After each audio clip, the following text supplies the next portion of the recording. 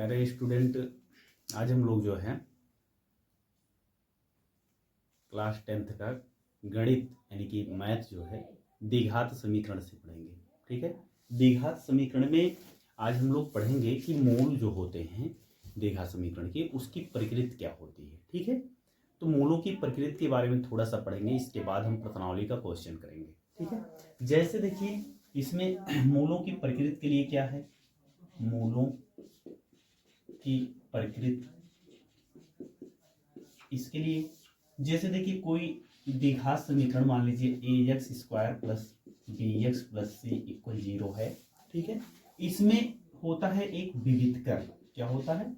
विवितकर। ठीक है, अगर विवितकर जैसे d है, विवितकर को d से दिखाते हैं तो d equal to B square minus 4ac। ठीक है, यदि पहला कंडीशन, यदि d क्या है, 0 के बराबर है, तब क्या होगा, तब मूल जो होंगे क्या होंगे, वास्तविक होंगे।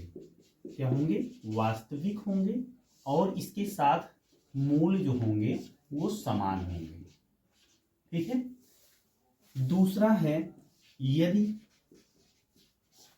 d क्या है, 0 से बड़ा है, तब मूल क्या होंगे, मूल वास्तविक होंगे। क्या होंगे? मूल वास्तविक होंगे, और मूल क्या होंगे, असमान होंगे। मूल असमान होंगे। ठीक है, तीसरा है यदि d छोटा है 0 से, तब मूल काल्पनिक होंगे। मूल काल्पनिक होंगे। ठीक है, इस प्रकार जो है 3 इसके जो है नियम है जो कि मूलों की प्रकृति ज्ञात करने के लिए है। ठीक है, और अब हम लोग प्रश्नावली का क्वेश्चन देखेंगे, वो क्या है उसको देखते हैं। प्रश्नावली 4.3 में पहला क्वेश्चन इन्होंने मूलों की प्रकृति से है। कह रहे हैं निम्न द्विघात समीकरणों के मूलों की प्रकृति ज्ञात कीजिए, यदि मूलों का अस्तित्व है तो उन्हें ज्ञात कीजिए। ठीक है, तो सबसे पहले हम करेंगे क्या, पहला क्वेश्चन जैसे देखिए इसका है, पहले का पहला क्वेश्चन है कि 2x square minus 3x plus 5 equal to 0। सबसे पहले हम मूलों की प्रकृति ज्ञात करने के लिए इसके व्यापक समीकरण से हम तुलना कर देंगे। व्यापक समीकरण से हम जब तुलना करेंगे तो हमको a का वैल्यू 2 मिल जाएगा, b का वैल्यू मिलेगा -3 और c का वैल्यू मिलेगा 5। ठीक है, अब इसके बाद निकालते हैं विवितकर। क्या निकालते हैं? विवितकर। ठीक है, विवितकर देखिए क्या होगा, d equal to B square minus 4ac, इसके वैल्यू रखेंगे -3 स्क्वायर हो जाएगा, -4 इंटू 2 इंटू 5 मिलेगा क्या, 3 त्रिका 9 हो जाएगा, 4 दूनी 8, 8 पंचे 40, -40 हो गया, आया क्या -1।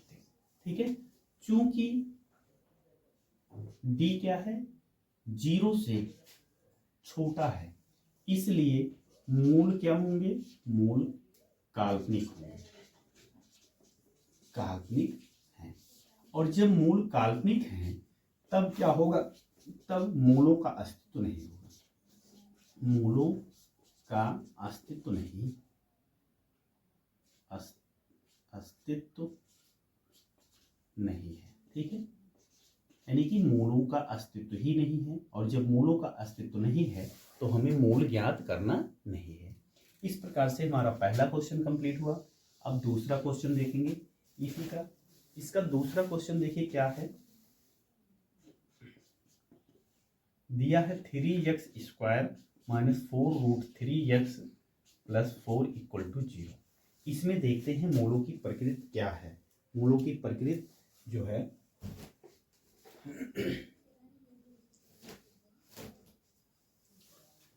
इसमें भी वही चीजें करेंगे, ax square plus bx plus c equal 0 से हम करेंगे तुलना। ठीक है, a इक्वल मिलेगा 3, b इक्वल टू मिल जाएगा क्या, -4 रूट 3, और c इक्वल टू मिल जाएगा 4।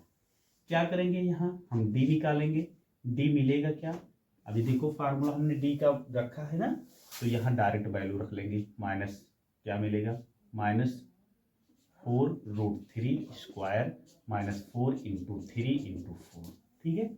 आएगा क्या, 4 चौक 16, 16 तियाँ 48, डी का मान हो जाएगा 48, और 4 तियाँ 12, 12 चौक 48, -48 यहाँ भी हो जाएगा। डी का मान क्या मिला, 0 मिला। डी का मान जब 0 मिला, कहने का मतलब मूलों का अस्तित्व है, यानी कि मूल क्या है, वास्तविक है। मूल क्या है भाई, मूल वास्तविक है, वास्तविक है, ठीक है। इसलिए मूल क्या हो गए, वास्तविक हो गए। तब बनेगा क्या, ठीक है, मूल वास्तविक हो गए, तब मूलों का अस्तित्व है, मूलों का अस्तित्व होगा, अस्तित्व है, ठीक है। और जब मूलों का अस्तित्व है तब हमें मूल ज्ञात करने होंगे। तो देखिए मूल कैसे ज्ञात करेंगे, इधर 3x² -4√3x +4 = 0। देखो 4 तिहाई 12 हो जाएगा, 4 तिहाई 12 हो जाएगा, और 12 का जो गुणनखंड होगा, यहाँ पर देखिए 12 का गुणनखंड लिखेंगे यहाँ 2√3 × 2√3, तो 2 दूना 4 हो जाएगा, और √3 का 3 हो जाएगा, मिलेगा टोटल 12, ठीक है। और जब इनको जोड़ेंगे तो मिल जाएगा -4√3 मिल जाएगा, यानी कि आएगा 3x² -2√3x -2√3x +4 = 0। यहाँ से हम 3 कॉमन ले लेते हैं, तो जब हम 3 कॉमन लेंगे तो 3 कॉमन तो होगा नहीं, इसलिए हम यहाँ पर √3 कॉमन ले लेंगे, आएगा √3x। अभी गुणा करोगे तो 3 मिल जाएगा, ठीक है, -2 हो जाएगा। इधर मिलेगा क्या, -2 कॉमन ले लेंगे तो आएगा √3x -2 = 0। इधर होगा क्या, √3x -2, ठीक है, कॉमन ले लेंगे तो √3 -2 हो जाएगा, √3x है यहाँ, तो हो जाएगा कितना, देखो √3x -2 हो जाएगा, ठीक है। अब इसके बाद हम क्या करेंगे, इसके बाद हम एक बार √3x -2 = 0 रखेंगे, तो आएगा √3x = 2, आएगा x = 2/√3, ठीक है। इस प्रकार से एक वैल्यू निकल गया। अब दूसरा हम क्या करेंगे, √3x -2 = 0 करेंगे, तो √3x = 2, x = 2/√3, इतना हो जाएगा, दिख रहा है ना। अब देखिए क्या हुआ, हमारा 2 क्वेश्चन कवर हो गया। अब हम अगला क्वेश्चन देखते हैं, वो क्या है, उसको हल करते हैं। देखिए तीसरा क्वेश्चन, पहले का तीसरा क्वेश्चन है 2x² -6x + 3 = 0, ठीक है। इसमें भी मूलों की प्रकृति पहले ज्ञान करना है, तो इसको करेंगे क्या, ax² + bx + c = 0 से तुलना कर लेंगे, तो a = 2 हो जाएगा, b = -6 हो जाएगा, c = 3 हो जाएगा, ठीक। अब हम निकालेंगे क्या, d = b² -4ac, तो d का वैल्यू देखो क्या होगा, d = d का वैल्यू है -6 हो जाएगा, -4 × 2 × 3, ठीक है। आएगा क्या, d क्या मिलेगा, देखो 1 मिनट। अब देखिए क्या करेंगे, थोड़ा सा कम दिख रहा है, इसको दूसरे वाले में डाल दो।